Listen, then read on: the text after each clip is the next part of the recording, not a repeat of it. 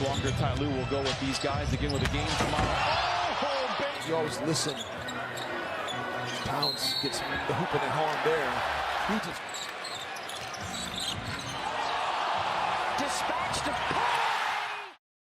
Okay, so yeah, the Warriors have stunk recently.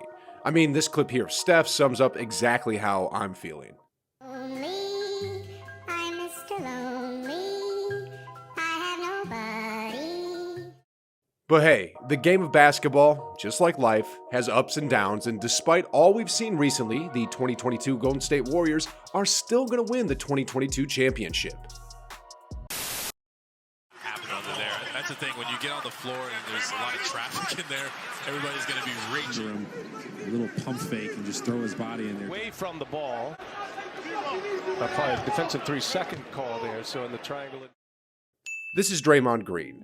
The Warriors are up by 17 at the end of the third, and he just gave Jordan Poole an earful because of his passiveness on defense. Sheesh, guys. That's like scoring 89% on a math exam and getting scolded by your parents because you didn't get like a 95% or something. And that's also exactly why the Warriors are still going to win the 2022 NBA championship, because the heart of the Warriors is coming back soon.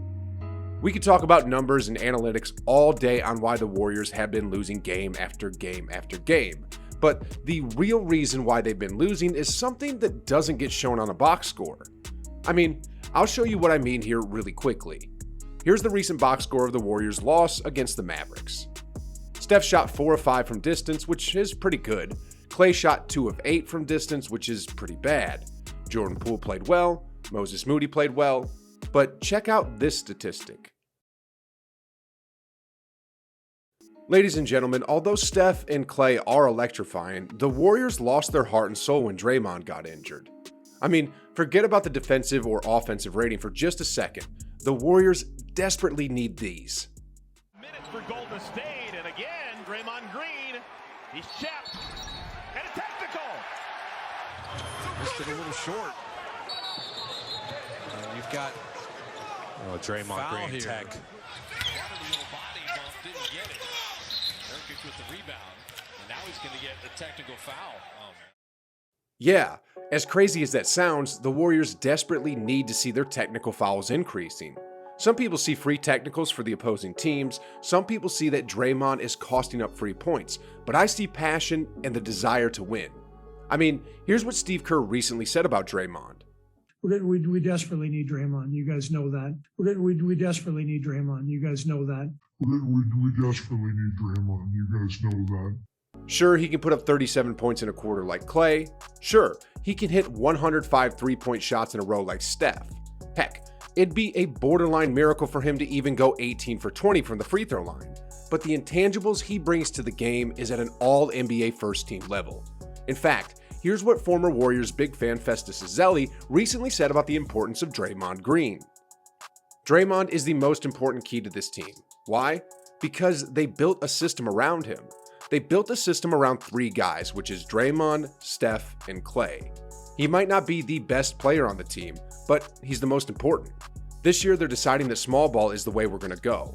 For that to be effective, we need our Defensive Player of the Year in the back to anchor us. That's why they went out to this huge lead to start the season. They're second in the NBA still, even with going 14-11 in the last games. When you miss a guy like Draymond, who calls out all coverages, who sets great screens for Steph and Klay to get open, who is the leader in the heart of the team, of course you're going to miss Draymond. Anyway, now that we've got all this passion stuff out of the way, let's look at some specific plays on how Draymond anchors the defense, then we'll compare it with what's going on in his absence. Here's Draymond. The offense is attacking the rim. After the shot attempt, Draymond immediately boxes out the center, and as a result, the Warriors secure the possession. Now, let's see what happens in Draymond's absence. Here's the Dallas Mavericks attacking the rim. After the shot attempt, look at where number 10 Finney Smith is. No box outs, no nothing, just a lot of ball watching. And as a result,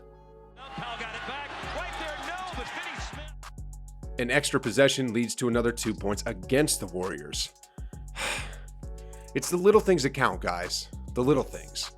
Next off, let's look at another defensive area Draymond excels at, 1-5 switches. Here's Draymond guarding the 5. Rubio is about to do a 1-5 switch, but look what happens. Relays to Rubio. Rubio passed on to Draymond Green. Draymond got the block, and the Cavaliers come up empty in the possession. When Draymond's not on the floor, let's take a look. Here's Terrence Mann. It's the same 1-5 play as earlier, but now look what happens. 15 of his 17 the last time these two teams played in November. Man, fakes the pass. That's just way too easy. Now let's look at just one more example. Here's Draymond in the paint. He sees CJ McCollum and probably understands his tendency to attack the rim, especially if it's going to be Steph guarding him. Well, Draymond does call himself the best off-ball defender, and here's an excellent example of that. Now let's take a look at when he's not on the floor. Here's Trent Forrest attacking Steph. There was literally no resistance once he got by Steph. It's the little things that count, guys, and once Draymond gets back, you can expect the defensive intensity of the Warriors to return to where it was when the season started. And then the offense. The offense. Now, it's got to get a little more creative. Cavs allow the second fewest points in the league. Soft touch with a skill set that's going to grow. Look out. Or Gary Payton II. A little summer league and training camp. DP2. Bob, would you watch the kids? I want to take her out to dinner. I said, sure. For the season so far, Draymond Green is leading the Warriors in assists at 7.4 a ball game. And in addition to that, hear me out on this one, okay? In addition to leading the Warriors at 7.4 assists a ball game, Draymond leads the Warriors in rebounds, blocks, and steals. And probably technicals as well. So, although the Warriors have been losing games recently, consider what they'll be once they're healthy again. I mean, let's hear what Draymond had to say about this himself. If you're healthy, then you're always trying to win every game you can win. But if you're not healthy, then there's no use for rolling out there and risking more injury, or if some guy's a little beat up, then risking that possibly getting worse. It's not worth it. If you're 100% healthy, which no one is, and you have a chance, then go after it. But like I said, I don't see or feel any reason to exhaust ourselves trying to chase after it. The goal is to go win one on the road anyway, whether you're trying to close out in 4, close out in 5, or close out in 6 or 7. The goal is to always go win one on the road. If we're the 2 seed, you just gotta win one on the road anyway. After going through it so many times, you understand, to exhaust yourself for the 1 seed, yeah, you get an extra game at home in the series or a closeout game at home. But I've won game 7s on the road and lost game 7s at home, so it don't really matter. If you can get it, great. But I don't feel like anyone in this organization feels like it's worth it to exhaust yourself trying to chase after it. There's about 19 games left in the season as of today. When Draymond does get back, there will be somewhere between 5 to 15 games left for him to get his rhythm back for the game. And then from here, sheesh guys, I mean, what team in the West would you bet against a healthy Warriors team with? And in the East? Despite Kyrie possibly being able to play home games, despite the 76ers and their new dynamic duo in Harden and Embiid, despite the reigning champions, the Milwaukee Bucks, I like the Warriors' chances. A great offense led by Steph and Klay and one of the best defensive players of the modern basketball era, this is exactly why the Golden State Warriors are still winning the 2022 NBA championship. Anyway, onto a slightly different topic. Another reason why the Warriors are just going to get so much better this season is because of the return of James Wiseman. I actually go over that in a video right here. It's an insane video and I'm sure you'll love it, guys. So just click the video and like always, I'll see you on the other side.